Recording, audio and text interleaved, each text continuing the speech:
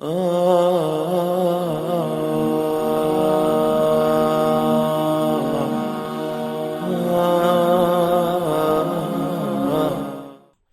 قسم کی تعریف، بڑائی، بزرگی اللہ رب العالمین کے لیے ہے جو ہم سب کا حقیقی معبود ہے۔ فللہ الحمد علی کل حال۔ درود و سلام ہو میرے اور آپ کے پیارے نبی جناب محمد رسول اللہ پر۔ اللہم صلی علی محمد وعلی آل محمد کما صلیت علی ابراہیم وعلی آل ابراہیم انک حمید مجید۔ اللہم بارک علی محمد وعلی آل محمد کما بارکت علی ابراہیم وعلی آل ابراہیم انک حمید مجید۔ اس مختصر سی حمد و صلات کے بعد آج کے اس جمعہ میں جس موضوع کے تحت کچھ باتیں آپ حضرات کے سامنے رکھی جائیں گی قرآن و سنت کی روشنی میں، وہ ہے شرک ایک عظیم گناہ۔ معزز حضرات، اللہ رب العالمین نے ہمیں اور آپ کو جس عظیم مقصد کے لیے پیدا کیا ہے وہ بنیادی اور اہم مقصد ہے اللہ کی عبادت۔ اللہ نے قرآن مجید میں فرمایا، یا ایھا الناس اعبدوا ربکم الذی خلقکم والذین من قبلکم لعلکم تتقون۔ اے لوگو، تم اس اللہ کی عبادت کرو جس نے تمہیں پیدا کیا اور تم سے پہلوں کو پیدا کیا، شاید کہ تم اللہ سے ڈرنے والے بن جاؤ، تقوی اختیار کرو۔ اور ایک جگہ اللہ نے فرمایا، وَمَا خَلَقْتُ الْجِنَّ وَالْإِنسَ إِلَّا لِيَعْبُدُونَ۔ میں نے انسانوں کو اور جنات کو محض اپنی عبادت کے لیے پیدا کیا ہے۔ تو اس دنیا میں آنے کا ہمارا اور آپ کا بنیادی مقصد ایک اللہ رب العالمین کی عبادت کرنا ہے، اور اس مقصد میں ہمیں کسی بھی قسم کی کوتاہی اور تساہلی کا مظاہرہ ہرگز نہیں کرنا چاہیے۔ اب آئیے، اللہ رب العالمین نے ہمیں اور آپ کو کون سے ایسے سب سے بڑے گناہ سے بچنے کی تعلیم قرآن میں بارہا دی ہے، اور اسی کو سمجھانے کے لیے اللہ نے رسولوں کو بھیجا ہے۔ قرآن اور دیگر آسمانی کتابیں اللہ نے اتاری ہیں۔ جانتے ہو وہ سب سے بڑا گناہ جو اللہ کو بہت زیادہ ناپسند ہے، اس کا نام ہم اور آپ شرک کہتے ہیں، جس کو ہم اور آپ شرک کہتے ہیں۔ اللہ تعالیٰ نے قرآن مجید میں ہر پیغمبر کے دنیا میں آنے کے مقصد کو بیان کرتے ہوئے فرمایا، وَلَقَدْ بَعَثْنَا فِي كُلِّ أُمَّةٍ رَسُولًا أَنِ اعْبُدُوا اللَّهَ وَاجْتَنِبُوا الطَّاغُوتَ۔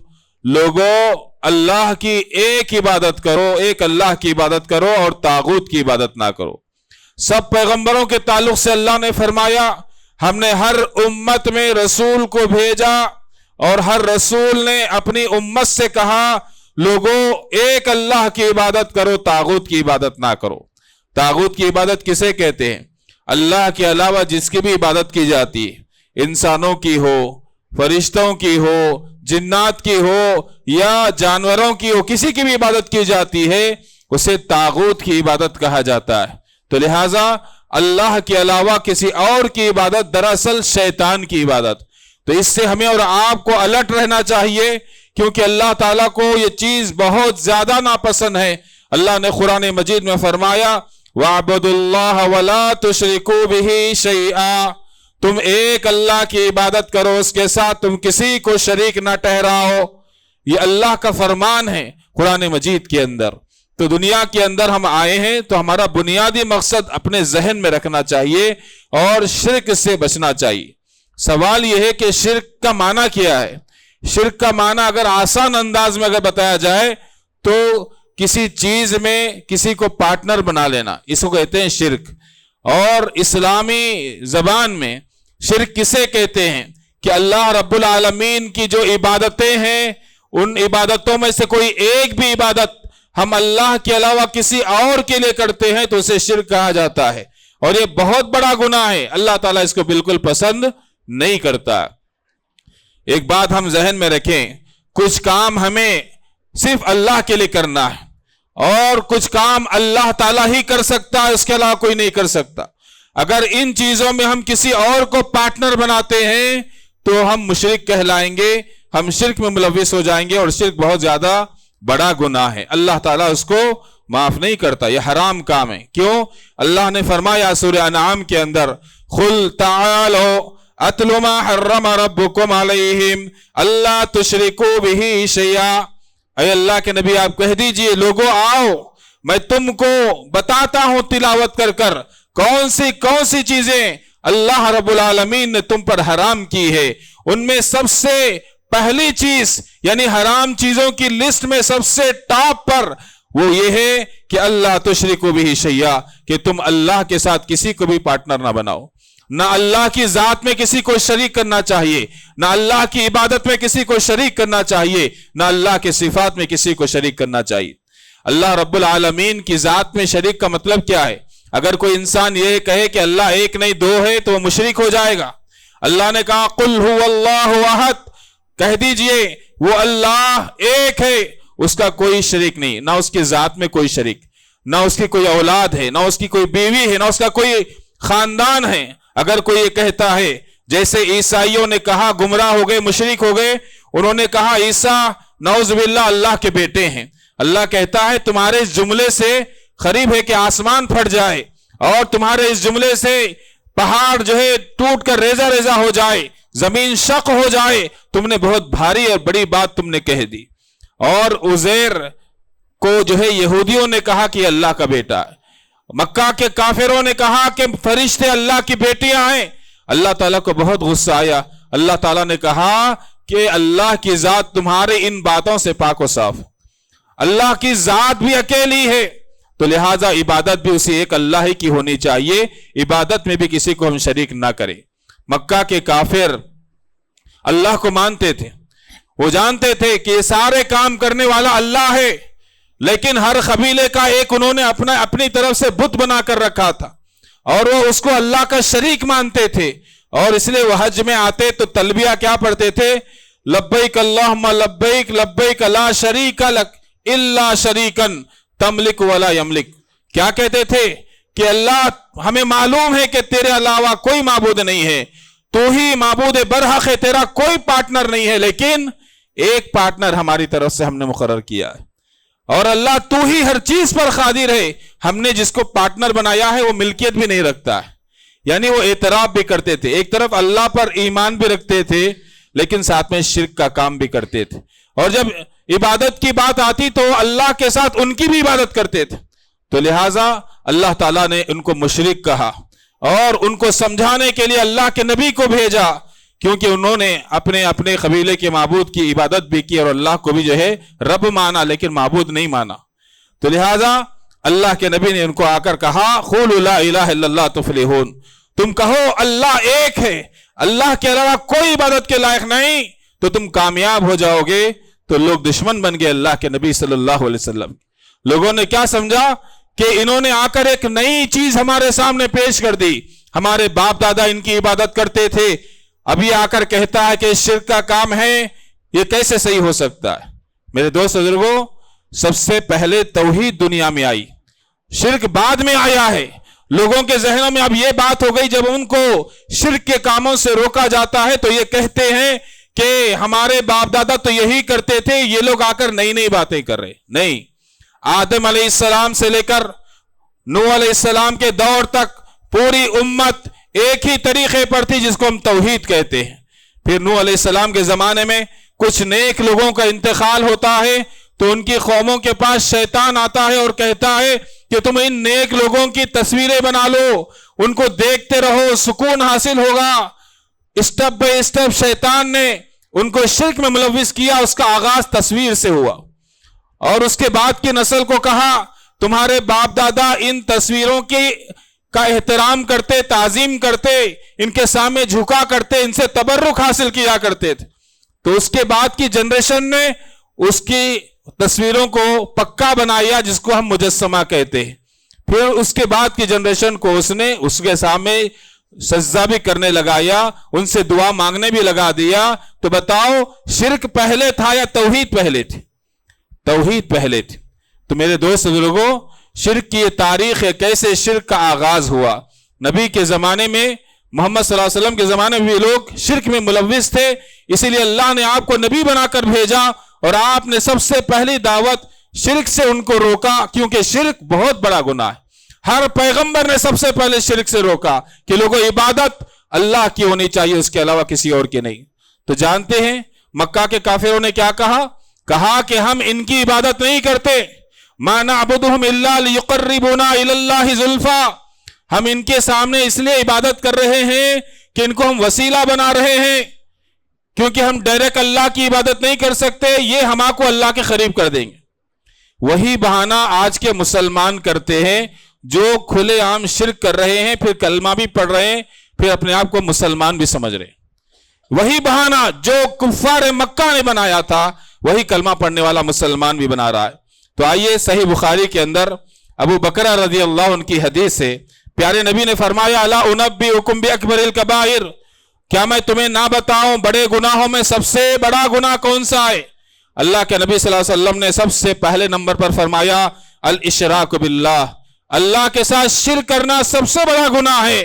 اور اسی طریقے سے سورہ لقمان میں اللہ تبارک و تعالیٰ نے فرمایا ان الشرک لظلم عظیم، بے شک شرک سب سے بڑا ظلم ہے، یعنی سب سے بڑا گناہ ہے۔ اور پیغمبروں نے اپنے قوموں کو ڈرایا۔ ابراہیم علیہ السلام کتنے بڑے مقام و مرتبے پر فائز تھے، انہوں نے کیا دعا کی؟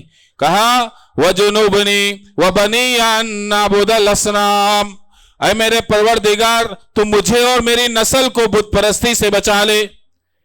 کیا ضرورت تھی دعا مانگنے کی؟ کیونکہ معلوم ہے شرک سب سے بڑا گناہ ہے، اور اسی حالت میں کوئی مر جاتا ہے تو اس کی بخشش بھی نہیں ہوتی ہے۔ یہ اللہ کا اعلان ہے قرآن مجید کے اندر۔ اللہ نے کہا وَمَن يُشْرِكْ بِاللَّهِ فَقَدْ ضَلَّ ضَلَالًا بَعِيدًا، جو شرک کیا وہ دور کی گمراہی میں جا پڑا، کیونکہ مشرک اللہ کا احسان فراموش ہوتا ہے۔ اگر ہمارا بچہ یا بچی جس کو ہم بچپن سے پالتے ہیں، کھلاتے ہیں، پلاتے ہیں، پہناتے ہیں، جب یہ بڑے ہو جاتے ہیں تو اپنے پڑوس کو ماں باپ کی طرح عزت دینے لگے، ان کو ماں باپ کہنے لگے، تو اصل ماں باپ کو بتائیے کتنی تکلیف ہوتی ہے، ان کے دلوں پر کیا گزرتا ہے۔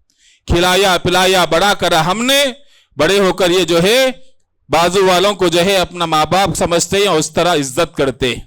لوگ کہتے ہیں نا گھر کا کھا کر ماموں کی بکریاں چرائے، ایسا حال ہوتا ہے مشرک کا۔ کھاتا اللہ کا ہے، پیتا اللہ کا ہے، پہنتا اللہ کا ہے، لیکن اللہ کہتا ان ساری نعمتوں کو میں نے تیرے لیے دیا، تو میرے لیے عبادت کے لیے وقت نکال۔ تو یہاں آ کر کہتا ہے کہ بابا مدد کرو، بابا شفا دو، بابا تم جو ہے میری مرادوں کو پوری کر دو۔ اللہ کا گھر یاد نہیں آتا، باقی کے سارے جگہ مل جاتے ہیں، جا کر سجدے کر رہے ہیں، ان سے دعائیں مانگ رہے ہیں۔ بتاؤ یہ اللہ کا احسان فراموش ہے یا نہیں؟ اسی لیے اللہ کو بہت غصہ آتا ہے شرک کے کام سے۔ دوستو بزرگوں، ہمارے گھر میں ماں بھی ہوتی ہے، بیوی بھی ہوتی ہے۔ ماں کا الگ درجہ ہے، ان کے الگ حقوق ہیں، بیوی کا ایک الگ درجہ ہے، اس کے الگ حقوق ہیں۔ اگر کوئی انسان بیوی کا حق، بیوی کے حقوق ماں کے لیے دینا چاہے، ماں کے حقوق بیوی کے لیے دینا چاہیں گے تو آپ اس کو کیا کہیں گے؟ اس کو کیا کہیں گے؟ کیا کوئی انسان ایسا کر سکتا ہے؟ نہیں۔ اللہ کا حق بندوں کو یا اللہ کی مخلوق میں سے کسی کو ہم نہیں دے سکتے، ورنہ ہم اللہ کی نظر میں غدار ہوں گے، ہم احسان فراموش ہوں گے، بڑے گنہگار ہوں گے۔ اللہ نے قرآن مجید میں کہا اسی لیے ان اللہ لا یغفر ان یشرک بہ ویغفر ما دون ذلک لمن یشاء، بے شک اللہ تعالیٰ اس بات کو معاف نہیں کرے گا کہ اس کے ساتھ شرک کیا جائے، اس کے علاوہ دوسرے گناہوں کو اللہ چاہے تو معاف کر سکتا ہے۔ اس سے ہم اندازہ کریں اللہ کو شرک کتنا ناپسند۔ اسی لیے صحابہ کرام شرک کو جب سمجھ لیے کہ بہت بڑا گناہ ہے، توبہ کر دیے۔ اس کے بعد لوگوں نے ان پر ظلم و ستم کے پہاڑ توڑے کہ وہ دوبارہ شرک میں آ جائے، لیکن انہوں نے جان گنوانا پسند کی، لیکن شرک کے راستے کو انہوں نے دوبارہ نہیں چنا۔ حضرت سمیہ شہید ہو گئی، بلال رضی اللہ عنہ کو زمین پہ گھسیٹا جاتا تھا، یہ کہنے پر مجبور کیا جاتا تھا کہ تو محمد کے دین کو چھوڑ دے، لیکن ان کے زبان پر ہوتا احد احد، اللہ ایک ہے، معبود کئی نہیں ہے۔ نتیجہ کیا ہوتا تھا؟ گرم پتھروں پر، ریتیلی زمین پر ان کو گھسیٹا جاتا تھا، لیکن انہوں نے استقامت اپنائی، کیونکہ وہ جان گئے کہ عبادت ہوگی تو اللہ کی، اللہ کے علاوہ کسی اور کی عبادت نہیں ہو سکتی۔ سورہ انعام میں اللہ تعالیٰ نے 18 پیغمبروں کا ذکر کیا، ابراہیم علیہ السلام کا، نوح علیہ السلام کا، عیسیٰ کا، داؤد کا، سلیمان کا، بہت سے پیغمبروں کا۔ 18 پیغمبروں کا ذکر کرنے کے بعد اللہ نے کہا ان کے باپ دادا، ان کی نسل، ان کے اطراف کے لوگ، بھائی یا دوسرے رشتہ دار، اللہ فرماتا ہے بہت نیک لوگ تھے، ان کو ہم نے ہدایت سے نوازا، یہ ایسے ایسے اچھے اخلاق پر فائز سے، لیکن یاد رکھو وَلَوْ أَشْرَكُوا لَحَبِطَ عَنْهُمْ مَا كَانُوا يَعْمَلُونَ، اگر یہ پیغمبر بھی شرک کا کام کریں گے تو ان کے سارے اعمال برباد ہو جائیں گے۔ شرک ایک ایسا وائرس ہے، ایک ایسا بٹن ہے، جیسے ہمارے موبائل میں کبھی کوئی ایک بٹن دبتا ہے تو پورا اکاؤنٹ خالی ہو جاتا، پورا اکاؤنٹ جیسا خالی ہو جاتا ہے۔ شرک کرنے کی وجہ سے ہمارے زندگی میں کیے گئے اچھے کام سارے ڈیلیٹ ہو جاتے، اللہ تعالیٰ اس کو برباد کر دیتا ہے، اس کا اجر ہمارے حق میں نہیں لکھتا ہے۔ اتنا بڑا یہ جرم ہے، اتنا بڑا گناہ ہے شرک کا کام۔ اللہ نے اس کی قباحت کو بتانے، لوگوں کو متنبہ کرنے کے لیے نبی کا نام لے کر کہا، حالانکہ اللہ کے نبی صلی اللہ علیہ وسلم سے ایسا گناہ کا ہم سوچ بھی نہیں سکتے، لیکن بعد کے لوگوں کو ڈرانے کے لیے اللہ نے کہا کہ اے اللہ کے نبی یاد رکھو لَإِنَّ أَشْرَكْتَ لَيَحْبَطَنَّ عَمَلُكَ، اگر آپ بھی شرک کریں گے تو آپ کے اعمال برباد کر دیں گے، آپ کے اعمال برباد ہو جائیں گے، وَلَتَكُونَنَّ مِنَ الْخَاسِرِينَ، آپ نقصان اٹھانے والوں میں سے ہو جائیں گے۔ تو دیکھیں کتنا بڑا یہ عظیم گناہ ہے۔ اللہ نے کہا إِنَّهُ مَن يُشْرِكْ بِاللَّهِ فَقَدْ حَرَّمَ اللَّهُ عَلَيْهِ الْجَنَّةَ، بے شک جو شرک کا کام کرتا ہے اللہ کے ساتھ، اللہ نے اس پر جنت کو حرام کر دیا ہے، وَمَأْوَاهُ النَّارُ، اس کا ٹھکانہ جہنم ہے جس میں وہ ہمیشہ رہے گا، وَمَا لِلظَّالِمِينَ مِنْ أَنصَارٍ، ایسے ظالموں کے لیے کوئی مددگار نہیں ہوگا۔ صحیح مسلم کی حدیث ہے، اللہ کے نبی صلی اللہ علیہ وسلم نے فرمایا مَن لَقِيَ اللَّهَ لَا يُشْرِكُ بِهِ شَيْئًا دَخَلَ الْجَنَّةَ، کہ جو اس حال میں مرتا ہے کہ وہ توحید پر رہتا ہے، شرک کا کام نہیں کرتا ہے، تو جنت میں داخل ہوگا، اور جو اس حالت میں مرتا ہے کہ وہ شرک کیا کرتا تھا، توبہ کی توفیق نہیں ملی، تو وہ جہنم میں داخل ہوگا۔ اب میرے دوست لوگوں، جتنے بھی عبادتیں ہیں، مثال کے طور پر ہم سجدہ کرتے ہیں، کس کے لیے سجدہ کرنا چاہیے؟ سجدہ اللہ کی عبادت ہے۔ اللہ نے قرآن میں کہا لا تسجدوا للشمس ولا للقمر، نہ تم چاند کو سجدہ کرو نہ سورج کو، سجدہ کرنا ہے تو ان سارے مخلوقات کو پیدا کرنے والے خالق کو تم سجدہ کرو۔ اللہ کے نبی نے کہا دنیا میں اگر سجدہ کسی کے لیے جائز ہوتا تو میں بیوی کو کہتا کہ وہ شوہر کو سجدہ کرے، لیکن سجدہ اللہ نے اپنے لیے خاص کر لیا ہے، اللہ کے علاوہ کسی اور کے لیے سجدہ جائز نہیں۔ لیکن آج کلمہ پڑھنے والا مسلمان مسجد میں بھی سجدہ کر رہا ہے، خبروں کے سامنے بھی سجدہ کرتا ہے، مرشدوں کے سامنے بھی سجدہ کرتا ہے، جھنڈوں کے سامنے بھی سجدہ کرتا ہے، اور کہتا ہے کہ میں مسلمان ہوں۔ تو اس نے لا الہ الا اللہ کا مطلب سمجھا ہی نہیں۔ لا الہ الا اللہ کا مطلب کیا ہے؟ کہ اللہ کے علاوہ کوئی عبادت کے لائق ہے ہی نہیں۔ تو میرے دوست بزرگوں، ایسی عبادت کو کہتے ہیں ایمان کے ساتھ شرک کی ملاوٹ والی عبادت۔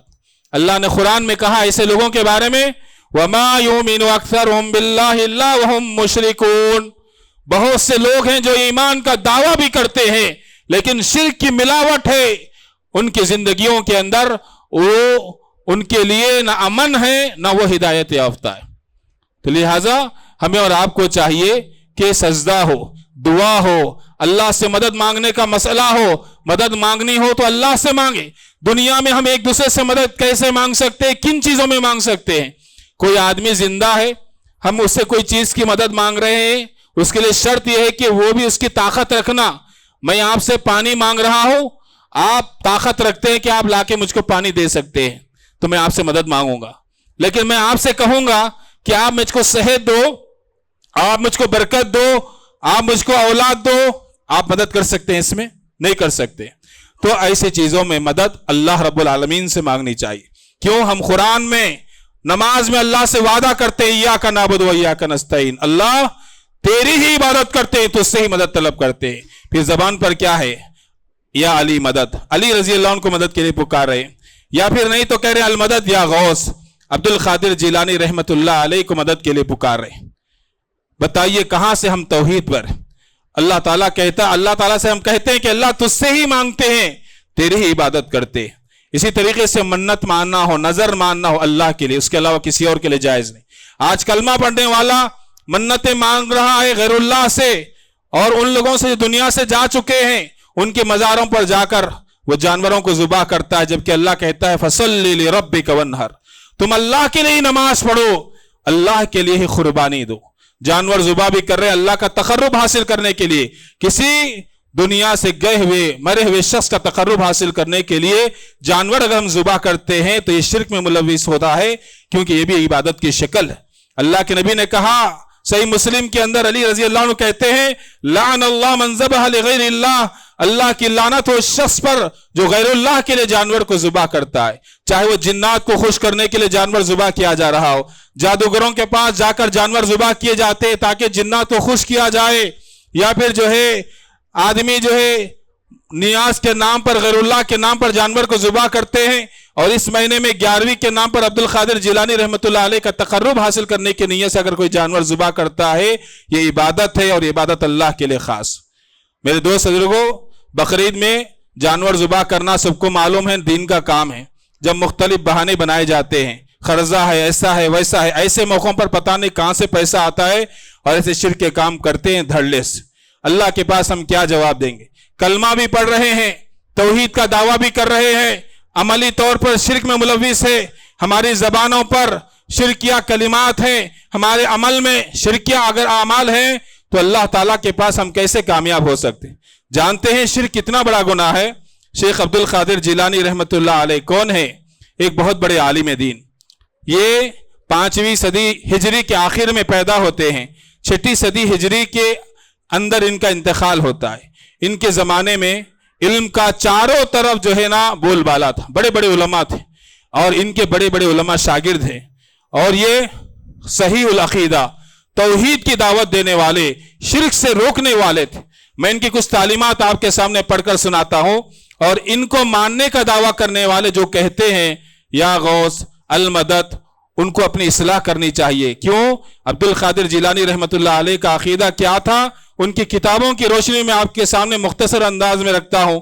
وہ کہتے ہیں اپنی کتاب کے اندر، غنیت الطالبین مشہور کتاب ہے ان کی، اخلصو، لوگو اخلاص اختیار کرو، اپنے اعمال میں اخلاص اپناؤ، ولا تشرکو، اللہ کے ساتھ شرک نہ کرو، وحید الحق، اللہ کو ایک مانو، وَعَنْ بَابِهِ لَا تَبْرَحُوا، اللہ کے دروازے سے بیزار مت ہو، اللہ کے دروازے کو لازم پکڑو، اسألوہ، اللہ سے سوال کرو، اللہ سے دعائیں مانگو، وَلَا تَسْأَلُوا غَيْرَهُ، اس کے علاوہ کسی اور سے تم نہ مانگو، استعینوا بِهِ، مدد بھی طلب کرنا ہے تو اللہ سے مدد طلب کرو، وَلَا تَسْتَعِينُوا بِغَيْرِهِ، اس کے علاوہ تم کسی اور سے مدد طلب نہ کرو، توکلوا علیہ، اس اللہ پہ بھروسہ رکھو، وَلَا تَتَوَكَّلُوا عَلَىٰ غَيْرِهِ، اس کے علاوہ کسی پر بھی تم توکل نہ کرو۔ توحید کی تعلیم جو اہل حدیث حضرات دیتے ہیں وہ اصل میں عبد القادر جیلانی رحمۃ اللہ علیہ کی بھی تعلیمات ہیں، ان کا بھی یہی عقیدہ تھا۔ اب دیکھیں ان کو ماننے والے جو کہتے ہیں کہ ہم غوث کا دامن نہیں چھوڑیں گے، دامن پکڑو، پہلے ان کی تعلیمات کو پکڑو، چھوڑنے کی بات بعد میں۔ دامن کو پکڑے بھی نہیں اور کہہ رہے ہیں کہ چھوڑیں گے نہیں، ان کا دامن اگر پکڑیں گے تو ہم توحید پر آ جائیں گے، ہم توحید پر آ جائیں گے انشاءاللہ۔ کیونکہ آج دیکھیے یہ عبد القادر جیلانی پیران پیر کی تعلیم ہے کہ تم ایک اللہ کو مانو، اس کے ساتھ شرک نہ کرو، مانگنا ہو تو اسی سے مانگو۔ اب ان کے ماننے والے جو دعویٰ کرتے ہیں کہ ہم عبد القادر جیلانی کے مرید ہیں، یہ کیا کر رہے ہیں؟ یہ جگہ جگہ جو جھنڈے لگے ہوئے آپ کو نظر آتے ہیں، اس پر لکھا ہوا ہے المدد یا غوث اعظم دستگیر۔ کس سے مدد مانگ رہے؟ یہ کہہ رہے ہیں کہ مدد کرو اے بہت بڑے مدد کرنے والے، دستگیر، مصیبت میں ہاتھ کو تھامنے والے عبد القادر جیلانی رحمۃ اللہ علیہ۔ ان کی تعلیم اس کی اپوزٹ تھی، ان کے مرید ان کو ہی جو ہے نا اللہ کا درجہ دے کر بٹھا دیا۔ جب کسی انسان کو اس کے حد سے بڑھا کر پیش کیا جاتا ہے تو آدمی شرک میں ملوث ہوتا ہے۔ جیسے نوح علیہ السلام کے زمانے میں نیک لوگوں کے تعلق سے کیا کیا تھا لوگوں نے؟ دھیرے دھیرے ان کی شان میں غلو کرتے کرتے ان کی عبادت شروع کر دی۔ عبد القادر جیلانی کی تعلیم توحید پر مبنی ہے، ان کو ماننے والے جو دعویٰ کرتے ہیں وہ جو ہے خود جو ہے ان کو مصیبت میں پکار رہے ہیں، ان سے جو ہے مدد طلب کرے۔ اللہ تعالیٰ قرآن میں کہتا ہے الیس اللہ بکافٍ عبدہ، اللہ اپنے بندے کے واسطے کافی نہیں ہے جی۔ اللہ تعالیٰ ہم سے سوال پوچھ رہا ہے، اور بھی ان کے بہت سے عقائد ہیں، وقت کی کمی ہے۔ اور عبد القادر جیلانی رحمۃ اللہ علیہ کہتے ہیں کہ جان لو وَعْلَمْ أَنَّ أَهْلَ الْبِدْعِ، بدعتی لوگوں کی علامت یہ ہے کہ وہ جو ہے اہل الاثر کو پسند نہیں کرتے، جو قرآن حدیث کو بیان کرتے ان کو پسند نہیں کرتے. یہ بدعتیوں کی علامت عبد القادر جیلانی فرماتے ہیں اور کہتے ہیں وَكُلُّ الْحَوَائِجِ كُلُّهَا إِلَى اللَّهِ عَزَّ وَجَلَّ، ساری ضرورتیں پوری کرنے والی ذات اللہ کی ذات ہے. وَطْلُبْهَا مِنْهُ، اسی سے تم اپنی ضرورتوں کو پورا کرو. اور وَلَا تَثِقِ بِأَحْدٍ سِوَى اللَّهِ، اللہ کے علاوہ کسی پر تم بھروسہ نہ کرو. پھر یہی لوگ جو کہتے ہیں کہ ہم غوث کا دامن نہیں تھامیں گے، کالے دھاگے باندھے ہوئے، لال دھاگے باندھے ہوئے ہیں، اور جو ہے ناریلوں پہ ان کا عقیدہ ہے، ہرے کلر کا کپڑا، لال کلر کے کپڑے میں ناریلاں بھرے ہوئے ہیں، اور جو ہے تعویذیں باندھے ہوئے ہیں، جبکہ یہ کہہ رہے ہیں کہ بھروسہ ہو تو اللہ کی ذات پر.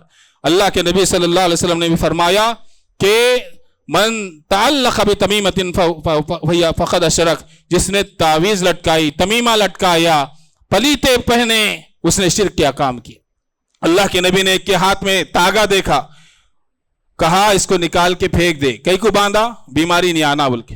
کہا اگر تو اسی حالت میں مرا ما افلحت ابدا، تو کبھی کامیاب نہیں ہوگا. یہی عقیدہ شیخ عبد القادر جیلانی کا تھا. جو یہ کہتے ہیں کہ ہم عبد القادر جیلانی کو مانتے ہیں، تو یاد رکھو عبد القادر جیلانی رحمت اللہ علیہ توحید پرست تھے. ان کا مسلک حنفی مسلک نہیں تھا، ان کا مسلک بریلوی مسلک نہیں تھا. وہ قرآن و سنت کو ماننے والے تھے. اگر واقعی میں ان کو مانتے ہیں تو اپنا مسلک چینج کرو. اور عبد القادر جیلانی کی نماز ویسی تھی جیسے اللہ کے نبی کی تھی. وہ رفع الیدین کر کے نماز پڑھتے تھے. وہ جو ہے ایسی نماز پڑھتے تھے جس کو آج لوگ کہتے ہیں کہ وہابیوں کی نماز، اہل حدیثوں کی نماز. آپ تحقیق کر کے دیکھ لیجئے، آپ کو پتا چلے گا کہ پیر ایک طرف جا رہے ہیں، مرید دوسرے راستے پر جا رہے ہیں اور کہہ رہے ہیں کہ ہم پیر کے راستے پر. کہاں سے جو ہے نا ان سے محبت کا یہ عقیدہ جو ہے، یہ عقیدت جو ہے نا سچی معنی میں شمار ہوگی. تو اس لیے ہمیں اور آپ کو چاہیے کہ شرک کے کاموں سے بچنا چاہیے. آج مسلمانوں کی زندگیوں میں ہر قدم پہ ہم کو شرک نظر آ رہا ہے. شرک سے بچنا چاہیے، کیونکہ سب سے بڑا یہ وائرس ہے جس سے ہمارے پوری نیکیاں برباد ہو جائیں گے اور آخرت میں ہم جو ہے جہنم کا شکار ہو جائیں گے اگر اسی حالت میں ہم مریں گے. کیونکہ بہت سے کلمہ پڑھنے والے مسلمان شرک کو دین سمجھ کے کر رہے ہیں. توبہ کی توفیق کہاں سے ملے گی؟ توبہ کی توفیق کہاں سے ملے گی؟ اللہ کا گھر ان کے لیے کافی نہیں، نماز ان کے لیے کافی نہیں. یہ جو ہے ایسی جگہوں پر جا کر سجدہ کر رہے ہیں جو لاشعوری کی حالت میں ہیں، جو خبروں میں ہے، جو بے جان چیزیں ہیں، جھنڈے ہیں، اور جو ہے مرشدوں کے سامنے جا کے سجدوں میں پڑ جا رہے ہیں، جادوگروں کے پاس جا کر اپنا ایمان بیچ رہے ہیں. کہاں سے وہ توحید پر ہے؟ جن چیزوں سے اللہ کے نبی نے منع کیا وہ کر رہے ہیں اور کہہ رہے ہیں کہ مسلمان. تو اسی لیے ہمیں اور آپ کو چاہیے یہ بیسکس ہے اسلام کی کہ ہم توحید کو اپنائیں. شرک جو سب سے بڑا گناہ ہے اس سے ہمیں اپنے آپ کو دور رکھنے کی کوشش کرنی چاہیے. اللہ تعالیٰ سے دعا ہے اللہ جب تک دنیا میں رکھے، ایمان پر رکھے، ایمان پر ہمارا خاتمہ فرمائے. اللہ رب العالمین ہم گنہگاروں کی بخشش فرمائے. اللہ رب العالمین ہمارے شہر کو، ملک کو امن والا بنائے. اللہ تعالیٰ ظالموں کے ظلم سے، شر پسندوں کے شر سے امت مسلمہ کی حفاظت فرمائے. اللہ ہمارے ملک اور شہر کو اللہ تعالیٰ ظالموں کے ظلم سے، حاسدوں کے حسد سے، شر پسندوں کے شر سے، مکاروں کی مکاری سے محفوظ فرمائے. اللہ ہم سب کو تب تک دنیا میں رکھے، اللہ تعالیٰ جب تک ہم کو دین پر قائم رکھے، دین پر ہمارا خاتمہ فرمائے. اللہ ہماری کمائیوں میں اللہ تعالیٰ برکت عطا فرمائے، صحت میں برکت عطا فرمائے. اللہ رب العالمین ہم میں جو بھی پریشان حال ہے اللہ ان کو پریشانیوں کو اللہ ان کو اپنے فضل و کرم سے دور فرما دے. اللہ رب العالمین جو کاروباری معاملات میں پریشان ہیں اللہ ان کو حلال روزی کے ذرائع عطا فرما. اللہ رب العالمین جو اولاد سے متعلق پریشان ہیں اللہ تعالیٰ ان پر رحم و کرم کا معاملہ فرما. جن کی اولاد ہے اللہ تعالیٰ ان کے لیے رزق کے اسباب اور ذرائع عطا فرما، اس میں برکت عطا فرما. اللہ تعالیٰ ان کو نئی اپنے اولاد کی صحیح تربیت کی توفیق عطا فرما. جو اولاد سے محروم ہے اللہ تعالیٰ ان کو نیک و صالح اولاد عطا فرما. اللہ رب العالمین جو بیمار ہے انہیں شفاء کامل عاجلہ عطا فرما. اللہ رب العالمین ہم سب کو بری بیماریوں سے، بری خواہشات سے، برے اعمال سے محفوظ فرما. ہماری زندگیوں میں تقوی عطا فرما، پاک دامنی عطا فرما، بے نیازی عطا فرما. اللہ جو ہم میں بزرگ ہے اللہ ان کو ہم پر تادیر صحت کے ساتھ، عافیت کے ساتھ، اللہ تعالیٰ دینداری کے ساتھ انہیں باقی رکھ اور اپنی نسل کی صحیح رہنمائی کی انہیں توفیق عطا فرما. اللہ ہمارے والدین جو دنیا سے گزر چکے ہیں اللہ تعالیٰ ان کی بخشش فرما دے. اللہ ہم سب کو ان کے حق میں صدقہ جاریہ بنا دے. اللہ علماء حق کی حفاظت فرما، جو گزر چکے اللہ ان کی خدمات کو صدقہ جاریہ بنا دے. اللہ رب العالمین مدارس کی، مساجد کی حفاظت فرما. جو اس کے نگران کار ہے، دیکھ بھال کرنے والے ہیں، اس کا خیال کرنے والے ہیں، اسے آباد رکھنے والے ہیں، اللہ ان کی زندگیوں میں برکتیں عطا فرما، اللہ ان سب کی حفاظت فرما۔ اللہ جو بھی سوشل ورک کر رہے ہیں، خدمت خلق میں لگے ہوئے، اللہ تعالیٰ ان کی نیتوں میں اخلاص عطا فرما، ان کی کاوشوں کو، کوششوں کو اللہ قبول فرما۔ وقول قولی ھذا واستغفر اللہ لی ولکم ولسائر المسلمین وآخر دعوانا الحمد للہ رب العالمین۔